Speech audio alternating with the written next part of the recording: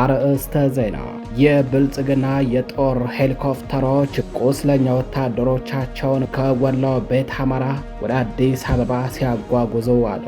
አገዛዙ በምስራቅ አማራ ቀጠና ወግዲና በሌሎች የምዕራብ ወረዳዎች ባደረገው ውጊያ የተገደሉበትን ወታደራዊ አዛዦችና መስመራዊ አዋጊዎችን በ3 የጦር ሄሊኮፕተሮች ሲያመላልስ ውሏል። ዛሬ ረፋድ 5 ሰዓት ገደማ ወግዲ ጫቃታ ላይ አንዲት የጦር ሄሊኮፕተር ካረፈች በኋላ በውጊያ የቆሰለ አንድ ከፍተኛ ወታደራዊ አዛዥን ጨምሮ ሌሎች ቁስለኛ መስመራዊ አዋጊዎችንና አባሎችን ጭና በጋስጫና በደገር አቆራርጣ ወደ ሸዋ አዲስ አበባ በራለችም።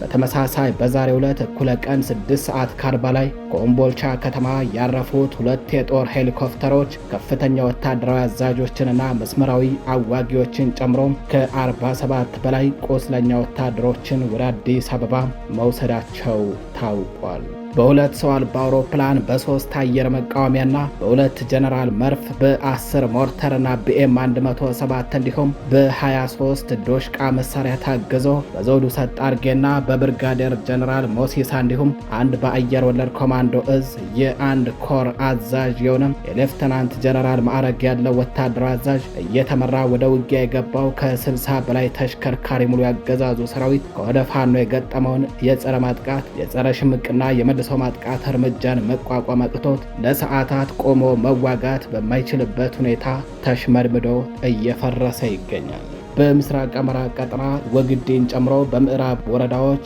ያለፉት 2 ቀናትን ጨምሮ ዛሬ ሙሉ ቀን እየተደረገ ስላለው ትንቅንቅ በአገዛዙ ኃይል ላይ ስለደረሰው ኪሳራ እንዲሁም ሄሊኮፕተሮች ምን ያህል ቁስለኛ ተሸክመው እንደወሰዱና በየሆስፒታሎቹ ምን ያህል ቁስለኛ ወታደሮች እየታከሙ ስለመሆኑ ዝርዝር መረጃዎችን አጠናቅረን ይዘናል። ታደምጣላችሁ። በሌላኛው መረጃችን ፋኖ አንድ ድርጅት መመስረቱን ተከትለው መነሻቸውን ከኦሮሚያ ክልል ያደረጉ የአገዛዙ ወታደሮች ከ8 ቀናት የእግር ጉዞ በኋላ አማራ ክልል በመግባት ፋኖን ተቀላቀሉ። ወታደሮቹ በጉጉት ሲጠብቁት የነበረው የአማራ ፋኖ አንድነት መበሰሩን ተከትሎ የበረሃውን እንግልትና የቦታው ርቀት እንዲሁም የመንገዱ አስቸጋሪነት ሳይበግራቸው ሙሉ ትጥቃቸውንና ሌሎች ወታደራዊ መረጃዎችን እንደያዙ 8 ቀናት በእግራቸው ተጉዘው ፋኖን ተቀላቅለዋል። በተመሳሳይ መነሻቸውን ከአርሲ ዞን ቦሶት ወረዳ ቦሌ ተብሎ ከሚጠራው አካባቢ ያደረጉ በርካታ ያገዛዙ ወታደሮች የ3 ቀናት የእግር ጉዞ ተጉዘው በሸዋ ቀጠና ፋኖን መቀላቀላቸውን መዘገባችን አይዘነጋም። የፋኖን አንድ መሆን በጉጉት ሲጠብቅ የነበረው በመከራ ውስጥ የሚገኘው የአማራ ሕዝብና ሌሎች የዚህ ጸረ ሕዝብ አገዛዝ ተጠቂ የሆኑ ብሔር ብሔረሰቦች ብቻ ሳይሆኑ አገዛዙን እያገለገሉ የሚገኙ ወታደሮችና ወታደራዊ አዛዦችም ጭምር ናቸው። መረጃውን በዝርዝር ይዘነዋል፣ ታደምጡታላችሁ። ሰላም ጤና ይስጥልኝ። የተከበራችሁ የመረብ ሚዲያ ቤተሰቦች እንደምን ዋላችሁ፣ እንደምን አመሻችሁ። ከመረብ ሚዲያም እነዚህንና ሌሎች መረጃዎችን አጠናቅረን ይዘን ቀርበናል። አብራችሁን ቆዩ።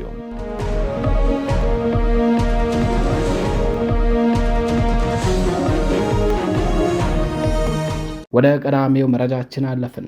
አገዛዙ በምስራቅ አማራ ቀጠና ወግዴና በሌሎች የምዕራብ ወረዳዎች ባደረገው ውጊያ የተገደሉበትን ወታደራዊ አዛዦችና መስመራዊ አዋጊዎችን በ3 የጦር ሄሊኮፕተር ሲያመላልሱ አለ።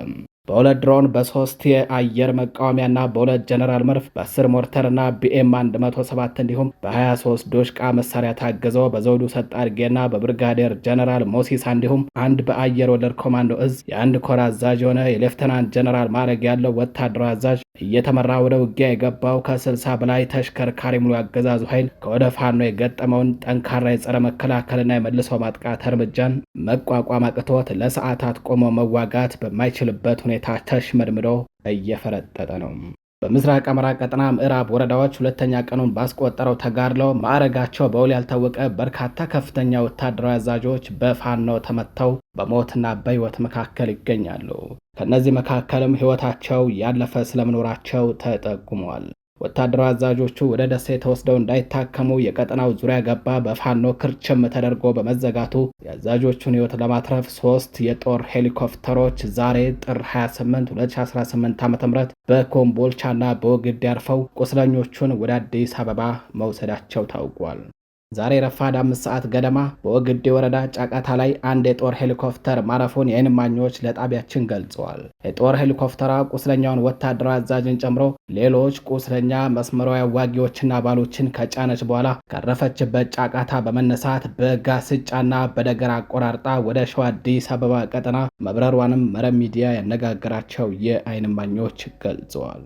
በተመሳሳይ ዛሬ እኩለ ቀን 6 ሰዓት ላይ ኮምቦልቻ ከተማ ያረፉ 2 የጦር ሄሊኮፕተሮች ከፍተኛ ወታደራዊ አዛዦችና መስመራዊ አዋጊዎችን ጨምሮ ከ47 በላይ ቁስለኛ ወታደሮችን ወደ አዲስ አበባ ጭነው መውሰዳቸውን የዓይን እማኞች ለጣቢያችን ገልጸዋል። በተያያዘ ዜና ወደ ኮምቦልቻ ሆስፒታል ብቻ የገባ ቁስለኛ ወታደር አሃዛዊ ቁጥሩ 53 መድረሱ ታውቋል። ይህ የቁስለኛ ብዛት በኮምቦልቻ ከተማ 2 የጦር ሄሊኮፕተሮች አርፈው የቆሰሉ አመራሮችና መስመራዊ አዋጊዎችን ጭነው ወደ አዲስ አበባ ከወሰዱት በተጨማሪ ነው። የወግዴ ወረዳ ሆስፒታልና ጤና ጣቢያዎች ማስተናገድ ከሚችሉት በላይ በቁስለኛ ወታደሮች ተጨናንቀዋል።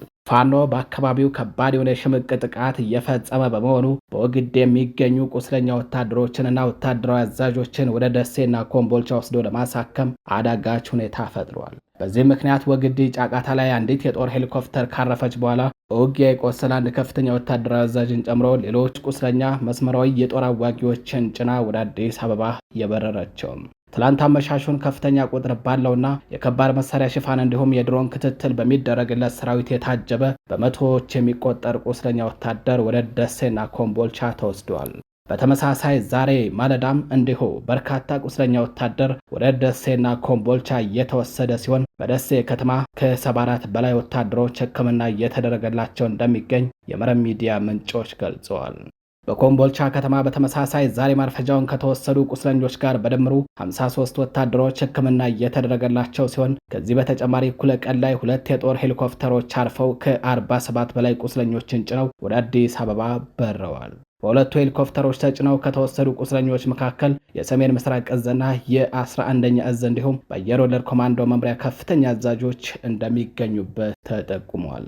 በሄሊኮፕተር ተጭነው ወደ አዲስ አበባ ለሕክምና የተወሰዱት ወታደራዊ አዛዦች ውጊያውን ሲመሩ ከነበሩ ዋና ዋና ወታደራዊ አዛዦች መካከል እንደነበሩ የገለጹት ምንጮቻችን የደረሰባቸው ጉዳት ከባድ ከመሆኑ የተነሳ ሕይወታቸውን ላይተርፍ ይችላል ሲሉ አስተያየታቸውን ሰጥተዋል። ዘውዱ ሰጣርጌና ብርጋዴር ጀነራል ሞሲሳ እንዲሁም አንድ በአየር ወለድ ኮማንዶ እዝ የአንድ ኮር አዛዥ የሆነ የሌፍተናንት ጀነራል ማዕረግ ያለው ወታደራዊ አዛዥ በ2 ድሮን በ3 አየር መቃወሚያና በ2 ጀነራል መርፍ በ10 ሞርተርና በኤም 107 እንዲሁም በ23 ዶሽቃ መሳሪያ ታግዞ ውጊያውን በዋናነት ሲመሩ እንደነበር መረብ ሚዲያ በትናንት ዜና ወጃው መዘገቡ አይዘነጋም። ከአየር ኃይሉ ጀምሮ በከባባድ መሳሪያዎች ታግዞ በ3 ጀነራሎች እየተመራ ወደ ውጊያ የገባው ከ60 በላይ ተሽከርካሪ ሙሉ ያገዛዙ ኃይል ከወደ ፋኖ የገጠመውን ጠንካራ የጸረ መከላከልና የመልሶ ማጥቃት እርምጃን መቋቋም አቅቶት ለሰዓታት ቆሞ መዋጋት በማይችልበት ሁኔታ ተሽመድምዶ እየፈራረሰ ይገኛል። የተከበራችሁ የመረብ ሚዲያ ቤተሰቦች ወደ ሌላኛው መረጃችን እናልፋለን። በስቦ መምታት የውጊያ ታክቲክ የጠላት ብልጽግና ወታደርን ወሽመጥ በመቁረጥ ውጤታማ ድል ተመዘገበ አለ ምኒልክ ዕዝ። በአማራ ፋኖ ብሔራዊ ንቅናቄ ምስራቅ አማራ ቀጠና ምኒልክ ዕዝ ምስራቅ አማራ ኮር 1 ባለሽርጡ ክፍለ ጦር ጭሳ ባሊማ እንዲሁም ከሲልኮና ከጊራና ወደ ጉባ ከመርሳ ወደ ሀብሩና ፋጂ ሲንቀሳቀሱ በነበሩ ወታደሮች ላይ የስቦ መምታት የውጊያ ታክቲክ በመጠቀም በወሰዱ እርምጃ በርካቶችን ሙትና ቁስለኛ አድርጓቸዋል። በዚህ ውጊያ 50 ወታደሮች ተገድለዋል የተባለ ሲሆን 78 ወታደሮች ደግሞ ቁስለኛ መደረጋቸውን የታወቀው። በዚያ ወደ ውጊያ የተበሳጨው የጠላት ኃይል በደቡብ ወሎ ዞን ተወለድሬ ወረዳ ሲልኮ የተባለ በሚጠራው ቦታ 450 የሚደርሱ ወጣቶችን አርሶ አደሮችንና የጉልበት ሰራተኞችን በማፈን ስልጠና ሰልጥናችሁ ሀገራችሁን ትጠብቃላችሁ በሚል ሰበብ ወደ ማጎሪያ ካምፕ ወስዷቸዋል። ወደ ሌላኛው መረጃችን አለፍን። ፋኖ አንድ ድርጅት መመስረቱን ተከትለው መነሻቸውን ከኦሮሚያ ክልል ያደረጉ የአገዛዙ ወታደሮች ከ8 ቀናት የእግር ጉዞ በኋላ ወደ አማራ ክልል በመግባት ፋኖን ተቀላቀሉ። ወታደሮቹ በጉጉት ሲጠብቁት የነበረው የአማራ ፋኖ አንድነት መበሰሩን ተከትሎ የበረሃው እንግልትና የቦታው ርቀት እንዲሁም የመንገዱ አስቸጋሪነት ሳይበግራቸው ሙሉ ትጥቃቸውንና ሌሎች ወታደራዊ ምስጢሮችን እንደያዙ 8 ቀናት በእግራቸው ተጉዘው ነው ፋኖን የተቀላቀሉትም። በተመሳሳይ መነሻቸውን ከአርሲ ዞን ቦሶት ወረዳ ቦሌ ተብሎ ከሚጠራው አካባቢ ያደረጉ በርካታ የአገዛዙ ወታደሮች የ3 ቀናት የእግር ጉዞ ተጉዘው በሸዋ ቀጠና ፋኖን መቀላቀላቸውን መዘገባችን አይዘነጋም። የብልጽግናን ዕድሜ ለማስቀጠል መሞት የለብንም ያሉ በኦሮሚያ ክልል ፍቼ ከሚገኘው 6ኛ እዝ 52ኛ ክፍለ ጦር 2ኛ ሬጅመንት 3ኛ ሻምበል አባል የነበሩ ናትናኤል ማስተዋል፣ ሃይማኖት ሞላና ደረጀ በኳንት የተባሉ 3 የአገዛዙ ወታደሮች ከነሙሉ ትጥቃቸው ከስምሪት ቀጠናቸው በመጥፋት ለተከታታይ 8 ቀናት ተጉዘው ፋኖ ወዳለበት ቀጠና በመግባት እጃቸውን ሰጥተዋል። ወታደሮቹ ከ8 ቀናት የእግር ጉዞ በኋላ በአማራ ፋኖ ብሔራዊ ንቅናቄ ቴዎድሮስ ዕዝ 206ኛ ኮር 34ኛ ክፍለ ጦርን ሲቀላቀሉ ደማቅ የሆነ አቀባበል ተደርጎላቸዋል። በቴዎድሮስ ዕዝ ስር 34ኛ ክፍለ ጦርን የተቀላቀሉት ወታደሮቹ አገዛዙ በአማራ ሕዝብ ላይ እያደረሰ ያለውን ዘርፈ ብዙ ጥቃት መረዳታቸውንና እስካሁን በተሳሳተ መንገድ የቆዩ መሆናቸውን ገልጸው በፈታኝና አስቸጋሪ ሁኔታ ውስጥ ለ8 ቀናት በእግር ተጉዘን የመጣነው ከፋኖ ጎን ተሰልፈን ለመታገል ነው ሲሉ ቃል በቃል ተናግረዋል። በተመሳሳይ መነሻቸውን ከአርሲ ዞን ቦሶት ወረዳ ቦሌ ተብሎ ከሚጠራው አካባቢ ያደረጉ በርካታ የአገዛዙ ወታደሮች የ3 ቀናት የእግር ጉዞ ተጉዘው በሸዋ ቀጠና ፋኖን መቀላቀላቸውን መዘገባችን አይዘነጋም። 4 የአገዛዙ ወታደሮች ሙሉ ትጥቃቸውንና ሌሎች ወታደራዊ የሆኑ ሚስጥራዊ መረጃዎችን እንደያዙ በኦሮሚያ ክልል ከአርሲ ዞን ቦሶት ወረዳ ቦሌ ተብሎ ከሚጠራው አካባቢ መነሻቸውን በማድረግ የ3 ቀን የእግር ጉዞ ተጉዘው በአማራ ፋኖ ብሔራዊ ንቅናቄ ደቡብ አማራ ቀጠና አሳምነው ዕዝ ከሰምኮር ስር የሚገኘው የነበልባል ክፍለ ጦር መቀላቀላቸውን መረብ ሚዲያ የዕዙን ህዝብ ግንኙነት መምሪያ ዋቢ አድርጎ መዘገቡ አይዘነጋም።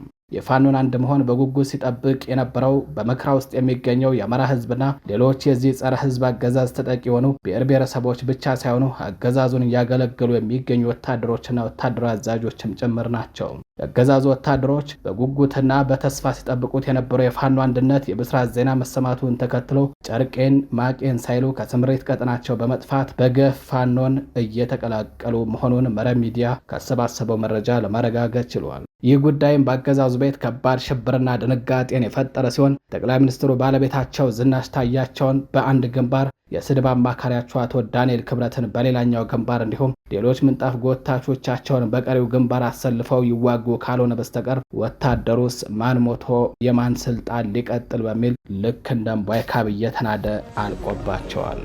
የተከበራችሁ የመረብ ሚዲያ ቤተሰቦች ለዛሬ ጥር 28 2018 ዓ.ም ይዘናቸው የነበሩት መረጃዎቻችን እነዚህ ይመስላሉ።